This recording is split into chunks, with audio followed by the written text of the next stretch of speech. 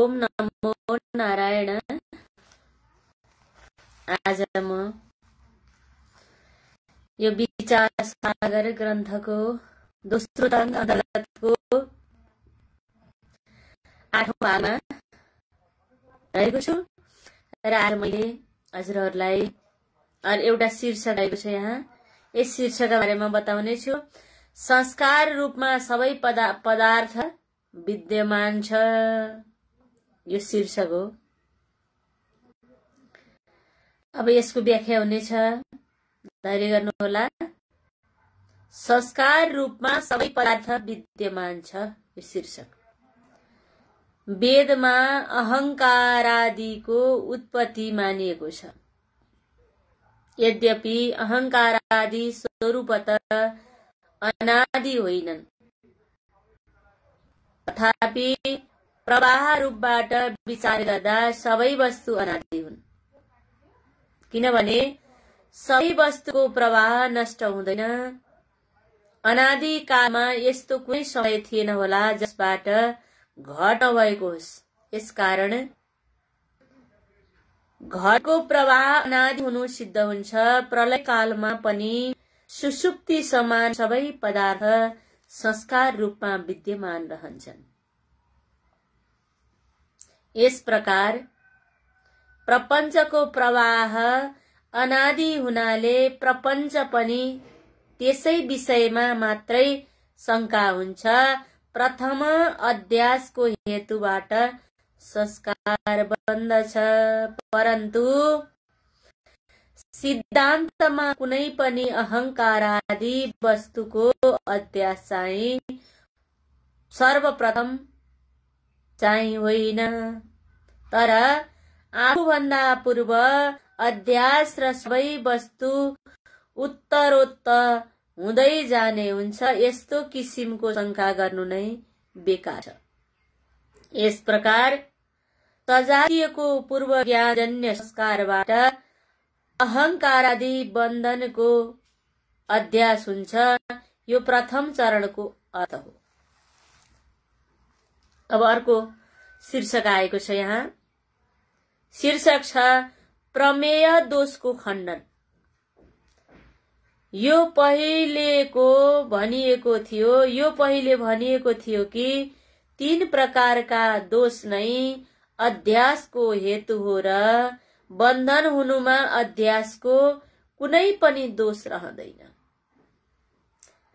यसबाट बुझिन्छ कि बन्धन सत्य हो भन्ने शंका थियो, तर यस्तो भनाइ बन्न सक्दैन। किनभने बिना दोष अध्यास भएमा अध्यासको हेतु दोष हुने भयो। जस्तै तुरी तन्तु धागो पटको हेतु हो। यदि यो भएमा मात्रै पट तयार होला, अन्यथा नहुन सक्छ। किनकि सादृश्य दोष बिना नै आत्मामा जातिको अध्यास हुन्छ। अब ब्राह्मण आदि जाति स्थूल शरीरको धर्म हो, आत्मामा सूक्ष्म शरीरको धर्म होइन। आत्मा या सूक्ष्म शरीरको धर्म होइन। किनकि मानव शरीर प्राप्त भएको समयमा आत्मा र सूक्ष्म शरीर चाहिँ पूर्व शरीरकै रहने हुन्।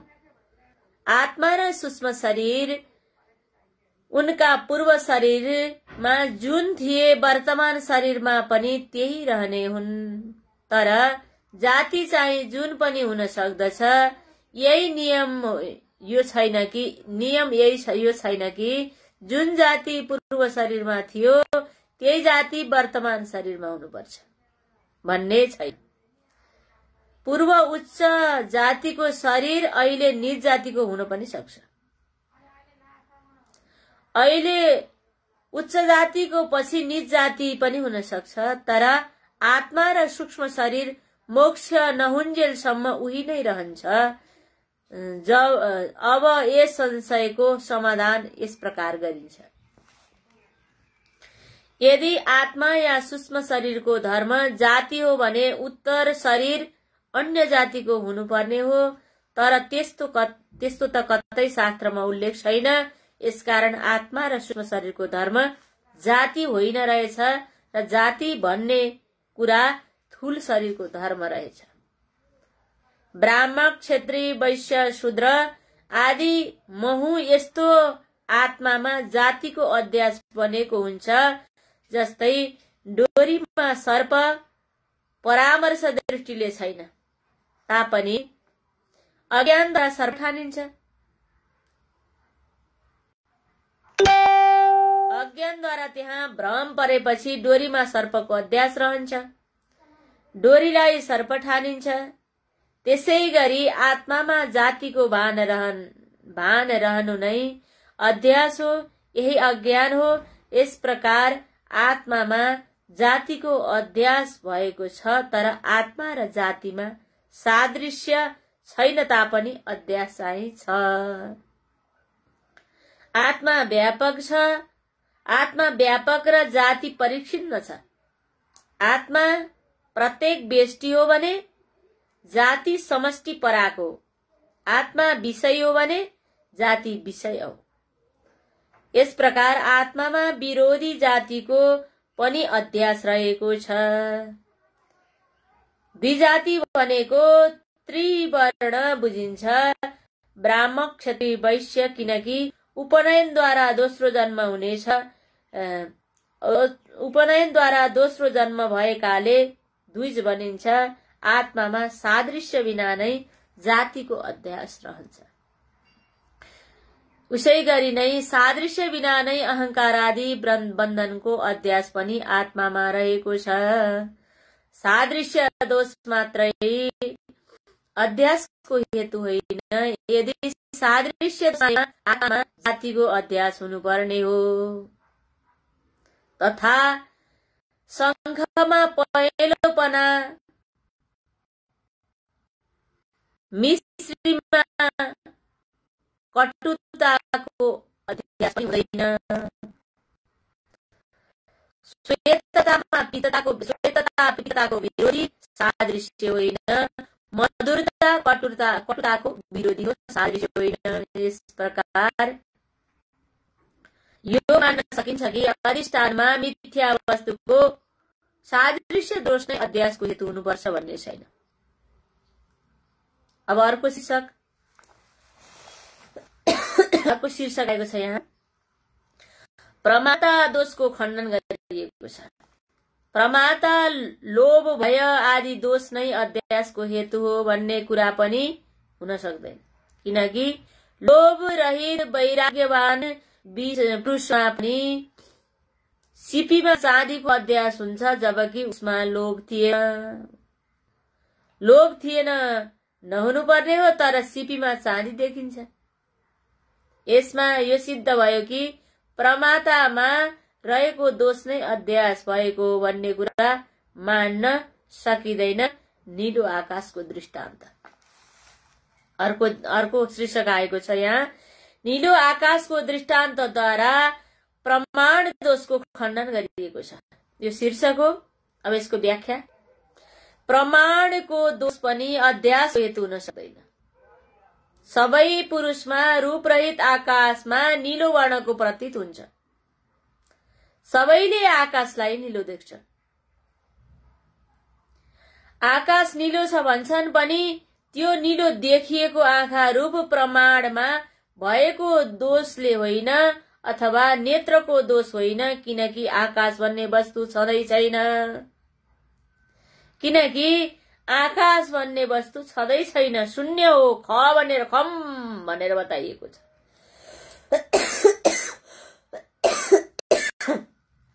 छैन वस्तु आकाशमा, छ वस्तु नीलो देखिन्छ।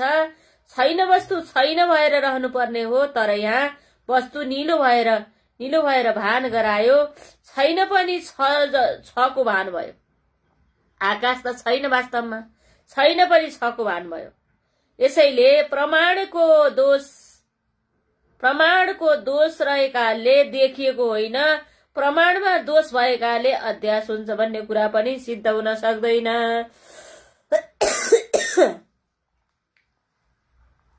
आकाशमा नीलोपना आदि जो अध्यास छ उसमा एक प्रमाण दोषको अभाव होइन, सबै दोषको अभाव छ। प्रमातामा दोष नभएकाले सादृश्य दोष पनि छैन। सबै दोषको अभाव भएर पनि आकाशमा नीलोपनको अध्यास रहेकै छ। आकाश नीलै देखिन्छ। यसरी नै आत्मामा बन्धनको अध्यास दोष बिना नै रहेको छ। आत्मालाई बाँध्ने कुरा केही छैन तापनि, आत्मा बाँधिएकै छैन तापनि आत्मा बन्धन परेको भान भइरहेको छ। शास्त्रले तँ बन्धन परेको छस् भनेको छ। बन्धन फुकाउने उपाय पनि बताइरहेकै छ। आत्मामा बन्धनको अध्यास बिना दोषबाट नै भइरहेको छ। यसकारण दोषको अभावबाट बन्धनको अध्यास रूप बन्न सक्दैन। तर यो शंका पनि ठीक होइन, किनभने सब दोषको अभाव भएर पनि आकाशको नीलोपना आदि अध्यास सबै पुरुषलाई भएकै छ। सबैले आकाशलाई नीलो रङको देखेकै छन्।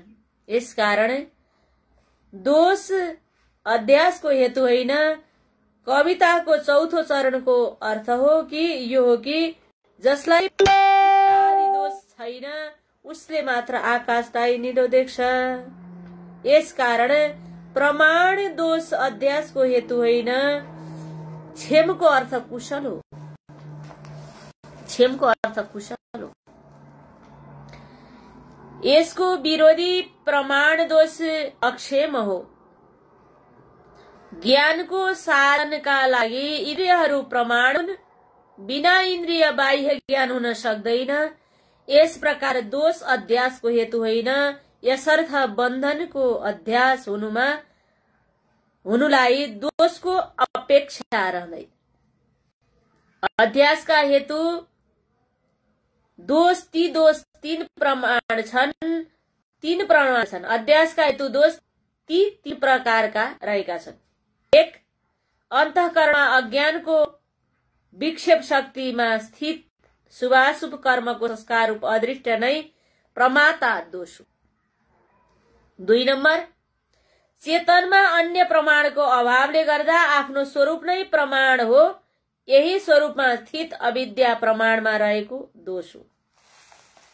3 नम्बर, चेतनमा निरपेक्ष आन्तरता र प्रपञ्चमा सापेक्ष आन्तरता तथा चेतनमा पारमार्थिक वस्तुता र प्रपञ्चमा अनिर्वचनीय वस्तुता छ। आन्तरता र वस्तुताबाट चेतनमा जो प्रपञ्चमा सादृश्य छ ऊ प्रमेय दोष हो। यस प्रकार संक्षेप शारीरिक आदि वेदान्त ग्रन्थमा अध्यासको कारण दोषको विशद रूपले प्रतिपादन गरिएको छ। विस्तार भएले गर्दा यहाँ विस्तृत वर्णन गरिएन। यदि अध्यासको हेतु दोष हो भने यसको निरूपण गरिन्थ्यो, तर दोष अध्यासको हेतु नभएकोले गर्दा यी दोषको विस्तृत रूपमा निरूपण गरिएन। अब दोहा नम्बर 14 शीर्षक रहेको छ कारण अध्यासको निरूपण। पहिले जो शंका व्यक्त गरिएको थियो कि विशेषण रूपले अज्ञात सामान्य रूपले ज्ञात वस्तुमा अध्यास हुन्छ। फेरि दोहोऱ्याउँछु है यसलाई। पहिले जो शंका व्यक्त गरिएको थियो कि विशेषण रूपले अज्ञात सामान्य रूपले ज्ञात वस्तुमा अध्यास हुन्छ, र आत्मा चाहिँ स्वयं प्रकाश भएकोले त्यसमा अज्ञान रहन सक्दैन, किनकि अन्धकार र प्रकाश परस्पर विरोधी तत्व वस्तु हुन्। यस प्रकार अत्यन्त प्रकाशशील वस्तु रूप विद्यमान जुन डोरी छ त्यसमा सर्पको अध्यास हुन सक्दैन, त्यस्तै स्वयं प्रकाश रूप आत्मामा पनि बन्धनको अध्यास हुने सम्भावना रहँदैन। उपरोक्त संशय बन्न सक्दैन, किनकि आत्मा प्रकाश रूप भएर पनि आत्माको सो प्रकाश अज्ञानको विरोधी होइन। यदि आत्मा रूप अज्ञानको प्रतीति रहन्छ, तर सुसुप्तिमा अज्ञानको प्रतीति नहुनु पर्ने हो। घोर निद्रा वा गाढा निद्रा हुनु नै सुसुप्ति अवस्था हो, जसमा स्वप्न देखिँदैन, भुसुक्कै निदाइन्छ। अनि एकैचोटि झल्यास बिउजिएको व्यक्तिले दुई कुरा लिएर आउँछ। एउटा कुरा, म सुखपूर्वक सुतेको थिएँ। अर्को कुरा, मैले केही पनि थाहा पाइनँ। केही पनि थाहा नपाएको कुरा कसैले थाहा पाउँछ? यसकारण कसैले थाहा पाउँछ? यसकारण म सुखसँग सुतेको छु भन्ने कुरा आनन्द रहेछ भन्ने थाहा हो। मैले केही पनि थाहा पाइनँ भन्दा सुसुप्तिको अज्ञान रहेछ भन्ने कुरा पनि थाहा पाइयो। अज्ञानमा थाहा पाउने वस्तु चेतन हो, त्यो साक्षी निदाएको हुँदैन। म सुखपूर्वक सुतेको रहेछु, केही पनि थाहा पाइनँ, यस भनाइमा ज्ञानको विषय सुख र अज्ञान हो। यसकारण सुख र अज्ञानको जो ज्ञान हो त्यो जाग्रतमा नै हुन्छ, तर त्यो प्रत्यक्ष चाहिँ होइन। किनभने जुन ज्ञान विषयको सम्मुख छ भने त्यो प्रत्यक्ष हुन्छ। जाग्रत कालमा सुख र अज्ञानको अभाव छ। जाग्रत कालमा सुसुप्ति तहको आनन्द रहँदैन, सुसुप्तिको अज्ञान जाग्रतमा रहँदैन। यसकारण सुसुप्ति कालको सुख र अज्ञानको ज्ञान चाहिँ प्रत्यक्ष होइन, स्मृति रूप हो। प्रत्यक्ष होइन, स्मृति रूप हो। इन्द्रियजन्य साक्षात्कार ज्ञान अनुभव रूप हो भने एकपटक अनुभव भइसकेको ज्ञान चाहिँ संस्कार रूपमा रहेर धेरै समयपछि प्रकट ज्ञानलाई स्मृति ज्ञान भनिन्छ। पहिला भोगेको अनुभव गरेको र पछि त्यही भोगेको सम्झना आएको ज्ञानलाई स्मृति ज्ञान भनिन्छ।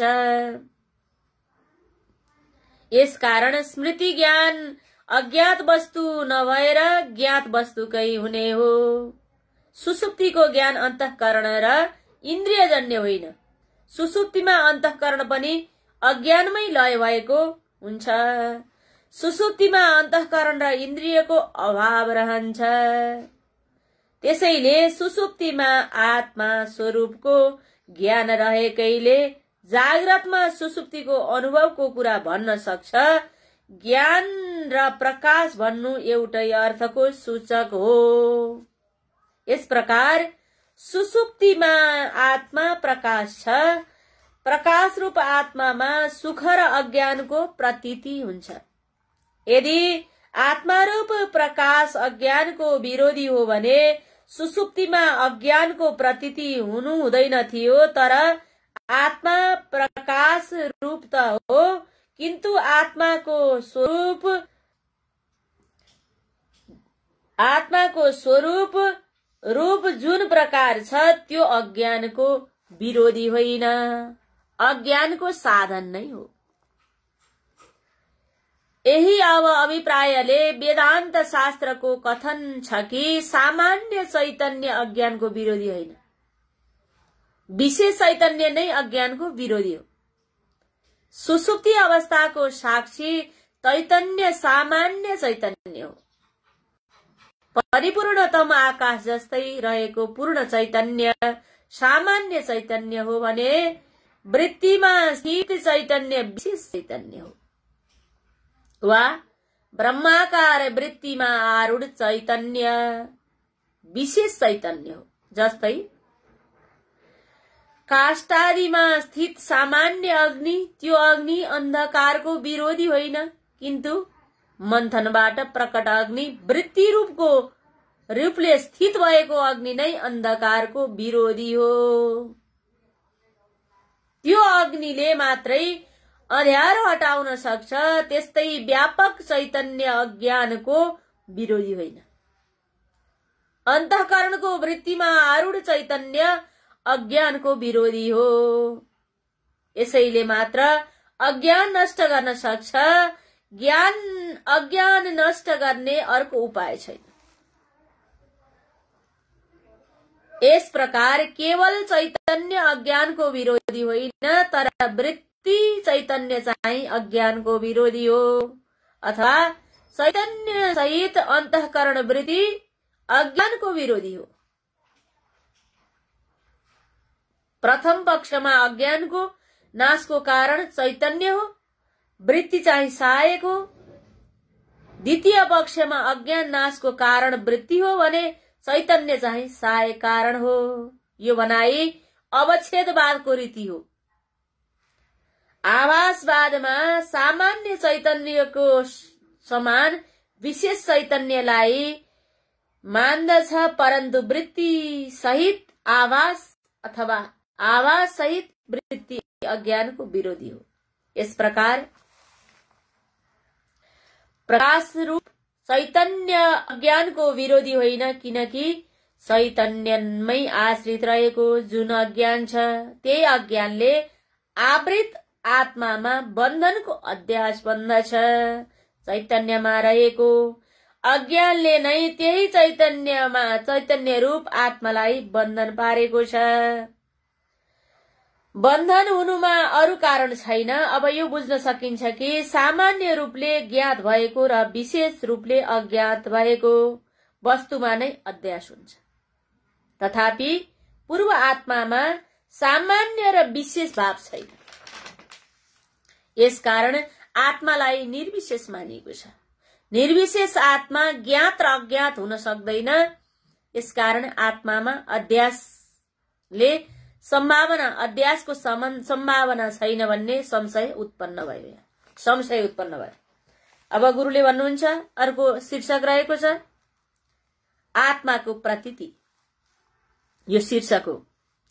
सामान्य र विशेष भाव रहित निर्विशेष आत्मामा अध्यास र सम्भावना छैन भन्ने पूर्व पक्षीको भनाई ठीक होइन, किनकि आत्मा छ, यस किसिमको प्रतीति सबैमा हुन्छ। आत्माको अर्थ हो आफ्नो सक्कली स्वरूप म छैन, यस्तो प्रतीति कसैलाई पनि हुँदैन। म हुँ, म छु, यस्तो प्रतीति सबैमा हुन्छ। यो कुराको सबैलाई ज्ञात छ। सतरूप आत्माको भान सबैमा हुन्छ। अनि आत्मा चैतन्य आनन्द नित्य मुक्त शुद्ध रूपको छ तापनि प्रतीति सबैमा रहेको हुँदैन। यसर्थ आत्माको चैतन्य आनन्द आदि रूपको आत्मा चाहिँ अज्ञात छ, किन्तु सद्रूप ज्ञात छ। यो कुरा अनुभवले नै सिद्ध छ। जो वस्तु अनुभवले सिद्ध छ त्यो वस्तु चिन्न जान्नलाई युक्ति टाढा टाढा छैन, युक्ति पनि सम्भव छ। र सबैमा प्रतीति हुने आत्मा सतरूप नै सामान्य रूप हो। केवल साक्षी केवल ज्ञानीहरूमा मात्र प्रतीति हुनेवाला चैतन्य आनन्द आदि चाहिँ त्यही आत्माको विशेष रूप हो। सामान्य व्यक्तिमा सतरूपको मात्र ज्ञात हुन्छ भने ज्ञानीमा चाहिँ सच्चिदानन्द आदि विशेष रूपको समेत ज्ञान हुन्छ। अथवा यो मानौ कि जो वस्तु अधिक देश अधिक कालमा रहेको छ त्यो सामान्य रूप हो भने न्यून देश न्यून काल रहेको वस्तु चाहिँ विशेष रूप मानिन्छ। सामान्य भनेको सबै हो भने विशेष भनेको केही अंश मात्र हो। यद्यपि आत्माको स्वरूप नै चैतन्य आनन्द आदि हो। यसकारण सत समान चैतन्य आनन्द पनि सर्वत्र व्यापक रूपले रहेको छ, व्यापक रूपको हो। यस्तै सतको अपेक्षाद्वारा चैतन्य आनन्द आदिको न्यून देशमा तथा सद्रूपको अधिक देशमा रहन्छ भन्ने कुरा मान्न सकिँदैन, किनकि उही वस्तु एउटै वस्तु कोही ठाउँमा धेरै कोही ठाउँमा थोरै भन्ने हुँदैन। यसर्थ सद्रूप आत्माको सामान्य अंश र चैतन्य आनन्द आदि विशेष अंश कल्पना गरिएको छ। तापनि सतको प्रतीति अविद्या कालमा पनि भएकै छ। चेतन आनन्द आदिको रूप आत्मा चाहिँ आत्माको प्रतीति रूप चाहिँ अविद्या कालमा सबैलाई हुन सक्दैन, केवल ज्ञानीलाई मात्रै हुन्छ। अविद्या कालमा चेतन आनन्द मुक्तता शुद्धता आदिको प्रतीति हुँदैन। यी वस्तु अज्ञानीका दृष्टिमा नभएका समान हुन्छन्। यसको अभिप्राय चैतन्य आनन्द आदि न्यून काल वृत्ति तथा सद्रूप अधिक काल वृत्ति भनिएको छ। यस प्रकार सद्रूपको र चैतन्य आनन्दको सामान्य विशेष भाव हुँदैन तापनि अल्पकाल र अधिक कालमा प्रतीत हुनाले सामान्य र विशेष भाव प्रतीत भएको हो। यसकारण आत्माको सद्रूप आत्माको सामान्य अंश चेतन अंश आनन्द आदि विशेष अंश मानिएको छ। तथापि आत्मा विशेष नभएको निर्विशेष हो। निर्विशेष भएर पनि अद्वैत सिद्धान्तमा यसले बाधा पुग्दैन। यदि आत्मा सामान्य र विशेष भावको अस्वीकार गरियो भने आत्माको निर्विशेष बताउने सिद्धान्तमा हानि हुन्छ। यसकारण ब्रह्ममा सामान्य विशेष भाव मान्य छैन। अविद्यालाई गरेर मात्र सामान्य र विशेष भावको प्रतीति भएको हो। अविद्याकै कारण ब्रह्ममा सामान्य र विशेष भावको कथन भएको हो। यसर्थ सत्य रूपको ज्ञात चैतन्य आनन्द आदिको रूपको अज्ञातको कारणले नै आत्मामा बन्धनको अध्यास भएको हो। अध्यास रूप बन्धनको निवृत्ति ज्ञानबाट मात्र सम्भव छ। यसर्थ यस ग्रन्थको प्रयोजन हुन्छ।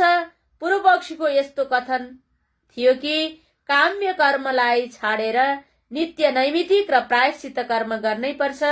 यसबाट निषिद्ध कर्मको अभाव हुँदा निचलोक प्राप्ति हुँदैन र काम्य कर्मको अभावले गर्दा ऊर्ध्वलोकको प्राप्ति पनि नहुने हुन्छ। नित्य नैमित्तिक कर्म त्याग्दा जुन पापला हुन्छ त्यही कर्म गर्दा त्यो पापले स्पर्श नगर्ने हुँदा यस जन्ममा अथवा पूर्व जन्मकृत जो पाप छ त्यसको नाश साधारण र असाधारण प्रायश्चितबाट भइजान्छ।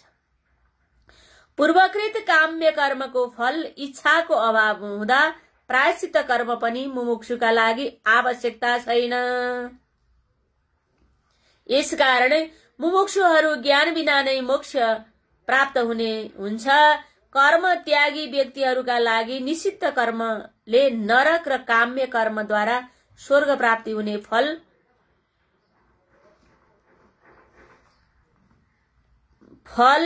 जन्म हुनुपर्ने थियो। तर काम्य निषिद्ध त्यागेकाले फल बनेन। ज्ञान नभए पनि मोक्ष हुन सक्दैन र भन्ने संशयको समाधान पूर्व पक्षीको समाधान यस प्रकार नित्य नैमित्तिक कर्मबाट पनि मोक्ष हुँदैन यहाँ संशय गरिएको छ। शिष्यले संशय गर्नुभएको छ। अब गुरुले अर्को शीर्षकमा बताउनु हुनेछ, त्यो म भोलि बताउने छु। भोलिको शीर्षक रहेको छ नित्य नैमित्तिक कर्मबाट पनि मोक्ष हुँदैन। यो शीर्षक भोलिको लागि। ओम नमो नारायण। सच्चिदानन्द भगवान की जय हो।